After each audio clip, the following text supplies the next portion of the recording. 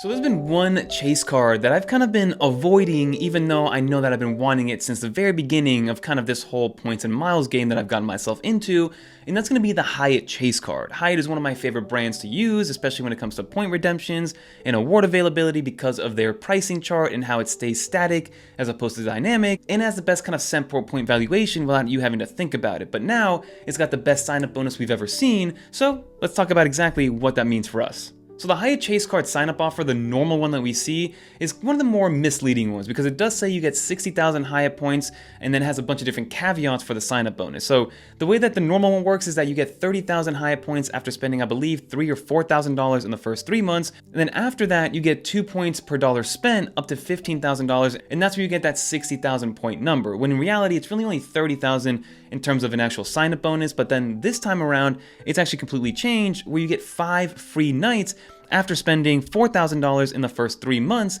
very similar to the Marriott Bonvoy deal that we saw a couple of months ago, which I did take full advantage of, and I still even have a couple of free nights left to redeem. But the caveat with this one is that you can only use these free nights for Category 1 through Category 4 hotels, excluding those kind of ultra premium Category 6, 7, and 8 hotels, and it also excludes the all-inclusive hotels, which have a completely different kind of reward chart in terms of a point redemption system. Now, I did want to put up the points chart right here to let you guys know exactly what this could be in terms of value overall, and if you maximize this to the best of your ability, you can actually get 90,000 points worth of value if you do spend those $4,000 in the 3 months and use these points and these free nights correctly, because technically, if you go on a peak night to a Category 4, that's 18,000 points per night, and if you do 5 free nights, that's a total of 90,000 points worth of value. So that's how Hyatt is kind of spinning this a little bit, which is actually much better value in my opinion than the normal sign-up bonus, which is technically only 30,000 after spending the same amount of money. And then lastly, if you are huge into being a Hyatt loyalist, then you do receive the World of Hyatt Discovery status for as long as your account is open, giving you some nice additional perks, which is awesome. And then you also get 1 free anniversary night per year to be used at a Category 1 through 4.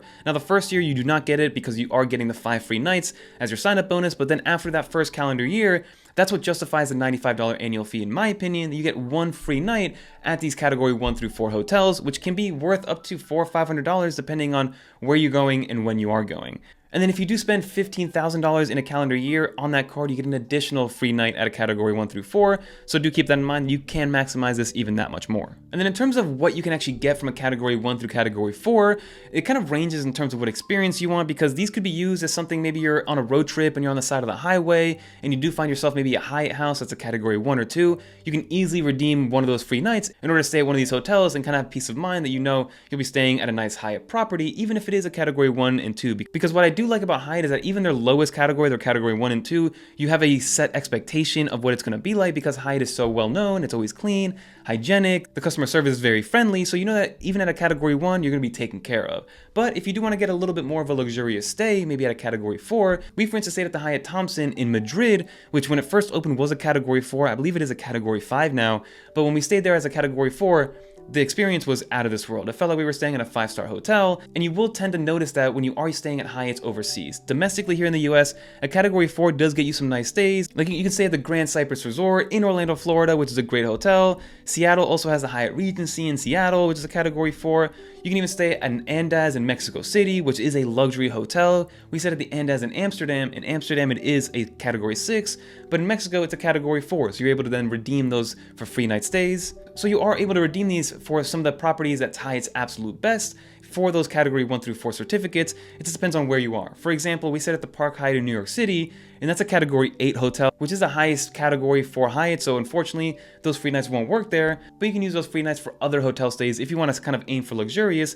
But what's nice about these hotel stays and these free night certificates is that you can go luxurious if you want to, but then you can also use it as a tool and out of necessity if you need to in some other situations. So now this new sign-up bonus does have me thinking if I should kind of take advantage of this, because 5 free nights is nothing to scoff at, even if it is just a Category 1 hotel. So definitely get subscribed because we might do an apply with me here soon. And if I don't apply for it, maybe my wife will, to take advantage of our 2-player system. So let's see exactly how we go about it. But I definitely recommend trying it out if you are looking for a hotel-specific card. This is the one that I would recommend out of any of them because Hyatt is just Hyatt and you know exactly what you're getting yourself into. But that'll do it, everybody. If you made it to the end, leave a little dolphin in the comments down below so I know you made it to the end. And let me know with a comment if you're going to be applying for this card, if it's something that you've been considering. Do you currently have a Hyatt card?